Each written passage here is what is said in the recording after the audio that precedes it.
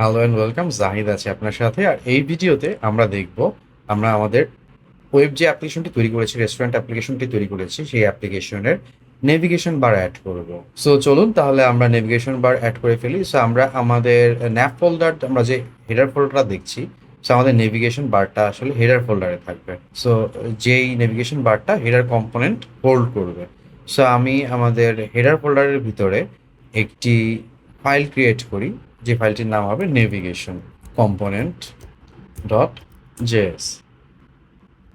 So আমরা আমাদের navigation কম্পোনেন্টটা generate করে ফেললাম, ফাইলটি জেনারেট করছি। সো আমরা অ্যারো ফাংশন ইউজ করে আমরা একটি নেভিগেশন কম্পোনেন্টও জেনারেট করে ফেলি।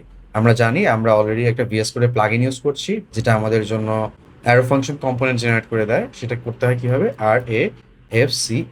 আমি যদি এটা লিখি তাহলে সে আমাকে অ্যারো ফাংশন ডিক্লেয়ার করে দিবে। সো আমি আর এইটা নিয়ে খুব ডিটেলসে না যাই, যেহেতু আমি অলরেডি এটা নিয়ে ডিসকাস করেছি একবার। সো আমি আমার নেভিগেশন কম্পোনেন্ট জেনারেট করে ফেলেছি। সো আমরা এখানে আমাদের হেডারের যে নেভিগেশন বার বা ন্যাপ বারটা ইমপ্লিমেন্ট করব, সেটা আমরা ইউজ করবো রিয়াক্ট স্ট্যাপ থেকে। আমরা জানি যে রিয়াক্ট স্ট্যাপ আমাদেরকে বুটস্ট্র্যাপ 5 এর ডিজাইনের উপর বেস করে, সিএসএস ডিজাইনের উপর বেস করে তারা আমাদের জন্য ন্যাপ বার সহ আরো বিভিন্ন style component based on the Bootstrap, so তারা অলরেডি ক্রিয়েট করে রেখেছে। সো আমরা যদি একটু গিটহাবে চলে যাই, আমাদের ব্রাউজারে চলে যাই, আমরা দেখতে পাচ্ছি রিয়াক্ট স্ট্যাপ github.io। এই ইউআরএলে গেলে আপনি আপনি রিয়াক্ট স্ট্যাপের ডকুমেন্টেশনে চলে যাবেন। আপনি যদি লেফট সাইডে খেয়াল করেন তাহলে দেখবেন যে এখানে রিয়াক্ট স্ট্যাপের সব কম্পোনেন্টের লিস্ট দেওয়া আছে, অ্যাকর্ডিয়ন, অ্যালার্ট, ব্যাজ, তারপর বাটন, কার্ড, লেআউট, ন্যাপ বার সহ আর অন্যান্য জিনিস। তো আমরা ন্যাপ বারে চলে গেলাম। আমরা আমাদের ন্যাপ বারটাকে সিলেক্ট করলেই দেখবেন আপনার ব্রাউজারে এখানে পুরো ন্যাপ বার সম্পর্কে যাবতীয় যত রকমের কম্পোনেন্ট হতে পারে সবকিছু দেয়া আছে। সো এখান থেকে আমরা ধরে নিলাম যে আমরা এই ন্যাপ বারটাকে ইউজ করব। সো আমি যদি এখানে কোডে চলে যাই, আপনি দেখতে পারবেন যে এখানে যে ডেমোটা দেয়া আছে ব্র্যান্ড সহ, ব্র্যান্ডের লোগো হতে পারে, টেক্সট হতে পারে। সো আমরা কোনো টেক্সট ইউজ করছি, যেহেতু আমরা কোনো ইমেজে যাব না। রিয়াক্ট স্ট্যাপ লেখা যে লেখাটা আছে উইথাউট এনি লোগো, সেই কোডটাকে আমি শো কোড করলে আমি এখানে দেখতে পাবো 3 ধরনের কোড এখানে আছে। সো 3টা নাম্বার এখানে আছে। সো আমি যেহেতু মিডল নাম্বারটা চুজ করছি, সো আমি মিডল নাম্বারটাকে নিচ্ছি। তো মিডল নাম্বারটাকে যদি আমি নিই তাহলে আমি দেখতে পাচ্ছি যে এখানে একটা নাম্বার শুরু হয়েছে, এখানে শেষ হয়েছে, এটা ফার্স্ট। এখানে একটা নাম্বার শুরু হয়েছে, এখানে একটা শেষ হয়েছে, এটা সেকেন্ড, এবং লাস্টের একটা আছে নাম্বার। সো আমরা যেহেতু মিডল নাম্বারটাকে চুজ করেছি, সো আমরা এখান থেকে নাম্বারটাকে কপি করে নিয়ে আসলাম কোড। সো এখানে আসলে কোনো কোড মুখস্থ করার বা কোনো কোড মনে রাখার কোনো প্রয়োজন নেই। আপনার যে কম্পোনেন্ট আপনি প্রয়োজন, রিয়াক্ট স্ট্যাপ আপনার জন্য মোটামুটি সব ধরনের কম্পোনেন্ট তারা অলরেডি রেডি করে রেখেছে।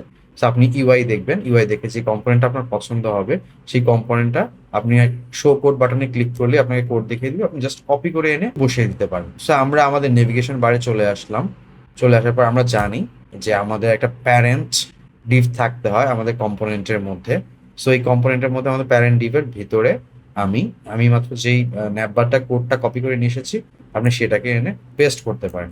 তো পেস্ট করলে আমরা দেখবেন যেখানে আমার ন্যাপবারের এইগুলো ইরোর দিচ্ছে। আমি যদি একটু এটার উপর স্ক্রল করি, কার্সর ধরি, তাহলে আমাকে বলছে ন্যাপবার ইজ নট ডিফাইন্ড। তার মানে আমার এই ন্যাপবারটাকে আমার এই রিয়াক্ট কম্পোনেন্ট চিনতে পারছে না। সো এইটাকে আপনাকে কি করতে হবে, এই ন্যাপবার, ন্যাপ ব্র্যান্ড, এগুলো ইম্পোর্ট করতে হবে। সো আমি ইম্পোর্ট করি, ইম্পোর্ট করব আমি ন্যাপবার। সো আমি একটা কার্লি ব্রেস দিলাম, আমি ডিস্ট্রাকচার করে নিব, অবজেক্ট ডিস্ট্রাকচার করবো কোত্থেকে, ফ্রম প্যাকেজটা ইউজ করছি সেখান থেকে আমি কি ইম্পোর্ট করব, ন্যাপবার। সো আপনি যদি দেখেন লিখেন তাহলে দেখবেন যে ন্যাপবার চলে আসছে। আমার এখানে আরো ইম্পোর্ট করতে হবে ন্যাপবার ব্র্যান্ড। তো আমি ন্যাপবার ব্র্যান্ডকে ইম্পোর্ট করছি, ন্যাপবার ব্র্যান্ড। আমরা আমাদের ন্যাপবার এবং ন্যাপবার ব্র্যান্ড ইম্পোর্ট করে ফেলেছি। এখন দেখতে পাচ্ছি যে আমাদের কোডে আসলে কোনো ইরর নেই। সো আমাদের কোডটা রান হচ্ছে। সো এখানে আমরা দেখতে পাচ্ছি যে এক্সট্রা কিছু জিনিস আছে। এটা হচ্ছে ক্লাস নেম ন্যাপবার মাই2, এটা আমাদের দরকার নেই। আমরা কালার হিসেবে সেকেন্ডারি ইউজ না করে আমরা কালার হিসেবে ডার্ক ইউজ করব। আর হচ্ছে ন্যাপবারটা হচ্ছে ডার্ক থিমের হবে। আর এখানে আমি লিখে দিলাম আমাদের যেহেতু অ্যাপ্লিকেশনের নাম হচ্ছে বহুব্রীহি রেস্টুরেন্ট, সো আমি তাই লিখে দিলাম। সো আমি যদি এখন আমাদের ব্রাউজারে চলে যাই, আমরা দেখতে পারবো যে আমাদের অ্যাপ্লিকেশনটি আমাদের ন্যাপবারটা শো করছে না। কেন শো করছে না? কারণ আমরা আমাদের এই যে নেভিগেশন কম্পোনেন্টটা, এটা হেডারে ডিফাইন করিনি। কারণ আমরা দেখতে পাচ্ছি যে এখানে হেডার কম্পোনেন্ট দেখাচ্ছে, হেডার কম্পোনেন্টটাই আসলে আমাদের নেভিগেশন কম্পোনেন্টটাকে হোল্ড করবে। সো আমরা হেডার কম্পোনেন্টে চলে যাই, হেডার কম্পোনেন্টে গিয়ে আমরা এখানে লিখবো আমাদের নেভিগেশন কম্পোনেন্টটাকে নিয়ে আসবো। সো আমরা নেভিগেশন কম্পোনেন্টটাকে ইউজ করছি এখানে।